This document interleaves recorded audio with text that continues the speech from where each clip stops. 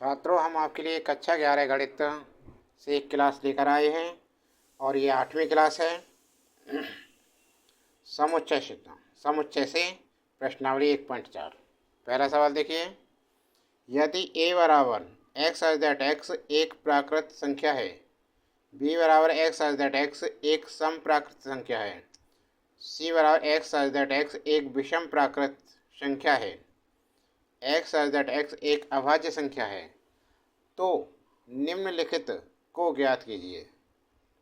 A intersection D, B intersection C, B intersection D, C intersection D.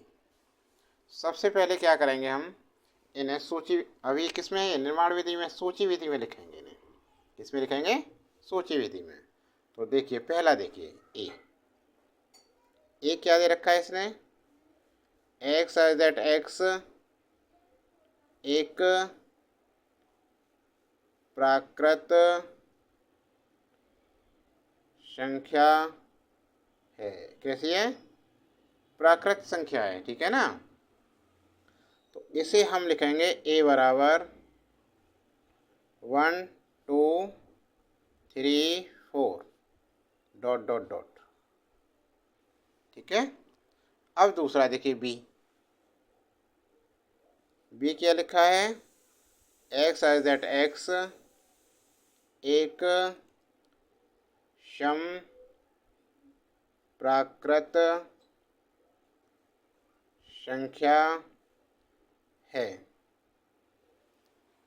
X such that x एक सम प्राकृत संख्या है,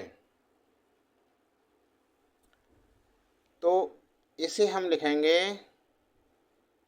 सम प्राकृत संख्या है। इसका मतलब क्या है? जो दो से कट सके, ऐसी संख्या जो दो से कट सके। 2 4 6 8 10 डॉट डॉट अनंत तक, ठीक है ना।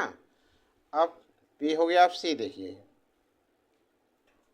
सी में कह रहा है एक्स सच दैट एक्स एक विषम प्राकृत संख्या है। एक्स सच दैट एक्स एक विषम प्राकृत संख्या है, तो इसे क्या लिखाएंगे? देखो, ये हो जाएगी हमारी विषम, जो दो से ना कट सके। 1 3 5 7 9 डॉट डॉट, ठीक है ना। अब देखो डी में क्या कह रहा है, एक्स सच दैट एक्स एक अभाज्य संख्या है। एक्स सच दैट एक्स एक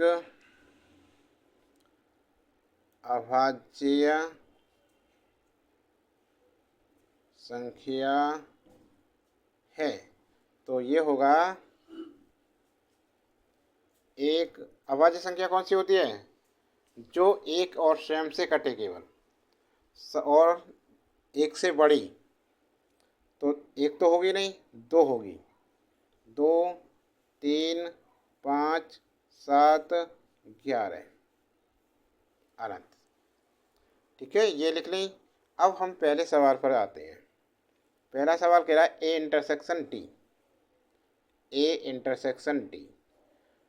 अब देखिए ए का मान कितना हमारा, 1 2 3 4 डॉट डॉट, 1 2 3 4 डॉट डॉट, सभी प्राकृतिक संख्या हैं, इंटरसेक्शन।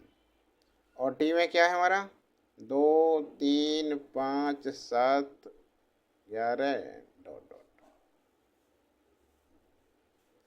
तो देखिए इंटरसेक्शन क्या होता है, जो दोनों में मिले हुए हैं। तो इसे क्या लिखेंगे हम, इसमें लिखेंगे दोनों में क्या मिल रहा है, ये वाली अभाज्य संख्या लिखेंगे सिर्फ, क्योंकि इसमें तो सभी प्राकृतिक संख्या हैं। तो 2 3 5 7 11, अर्थात सभी डी के मान हैं। आंसर समझ में आ गया। अब सेकंड में क्या पूछ रहा है ये, B intersection C, B intersection C. B का मान रखो, बी का मान क्या है, सम संख्या 2 4 6 8 10, 2 4 6 8 इंटरसेक्शन सी का मान देखिए, सी में क्या है, विषम संख्या है सभी, 1 3 5 7 डॉट डॉट, सभी विषम संख्या है सी में। अब इसमें सम संख्या है तो एक दूसरे से तो कोई संख्या मिलेगी ही नहीं, तो इसका क्या हो जाएगा, रिक्त 5। तीसरा, तीसरे में कह रहा है ये बी इंटरसेक्शन डी। तीसरा देखो ये रहा बी इंटरसेक्शन डी, तो इसमें क्या करेंगे हम, पहले बी का लिखेंगे 2 4 6 8 डॉट डॉट, इंटरसेक्शन डी का लिखेंगे। डी में क्या है, 2 3 5 अभाज्य संख्या सभी, 2 3 5 7 11, और बी में कैसी हैं, सभी सम संख्या, और इसमें कैसी है, सभी अभाज्य संख्या। तो इसमें सिर्फ एक चीज़ मिलेगी, देखो 2, क्योंकि 2 अभाज्य भी है सम भी है, तो इसका आंसर आ गया भाई बी इंटरसेक्शन डी का 2 आंसर। ठीक है। अब चौथा पार्ट, चौथे पार्ट में क्या पूछ रहा है भाई ये, चौथे पार्ट में देखो C intersection D, C intersection D, पहले सी का मान लिखिए, सी का मान क्या है, सी का मान है एक्स एज दैट एक्स एक विषम प्राकृतिक संख्या है। अच्छा, विषम वाली संख्या है सी में, तो 1 3 5 7 9 डॉट डॉट, इंटरसेक्शन डी में सभी अभाज्य संख्या हैं, डी में कौन सी हैं, सभी अभाज्य संख्या हैं, 2 3 5 7 11 डॉट डॉट,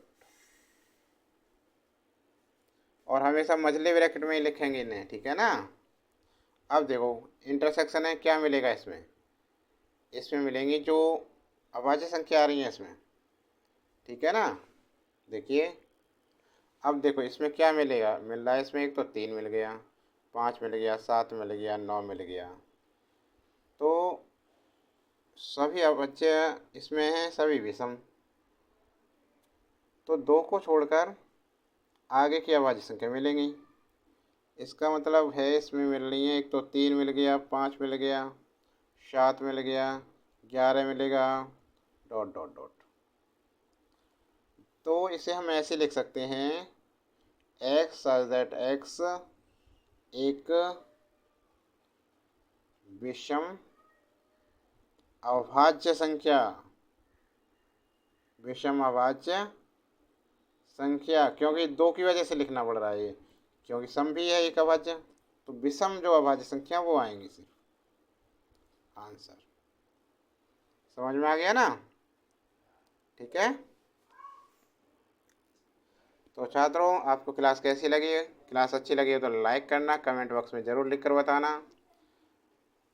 अभी तक चैनल पर नए हैं और चैनल को सब्सक्राइब नहीं कर रखा है तो चैनल को सब्सक्राइब कर लें, ठीक है ना, ज़्यादा से ज़्यादा शेयर करें।